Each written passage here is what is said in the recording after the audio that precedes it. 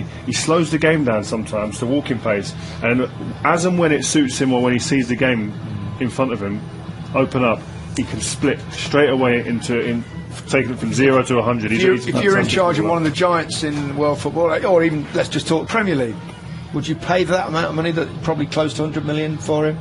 85 million, they reckon, the asking prices. Would you pay that for Griezmann? You're a manager, Martin. You don't buy players now because you're a manager of a national team, but I think in this day and age, why not?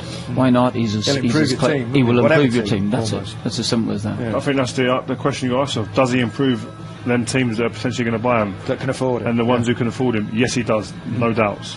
Leicester changed things at half-time. Tactical adjustment, pretty much to try and deal with Griezmann in many ways, wasn't it? He brought in an extra midfielder and just tightened things up a little bit. It certainly made them less dangerous, right?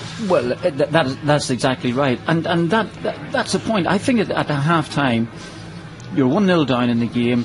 There's a few problems being caused. You're going to have to try and do something about it. That's what they did. So Ndidi dropped back a little bit. King come on. Now, okay, so you're taking away a little bit of a threat going forward. However, you want to stay in the game. And if you can nullify that threat, to a large extent they did do, then you've got a chance. I suppose it's one of those, you stick or twist at that point. Do you try desperately hard to get the away goal in the risk of conceding more, or do you, and what Leicester have decided to do is obviously just try and keep themselves in the tie, even though it's more difficult without the away goal. I think Leicester played it perfectly in the second half. After the way the first half went, they could have been a couple of goals down. I think they played it perfectly.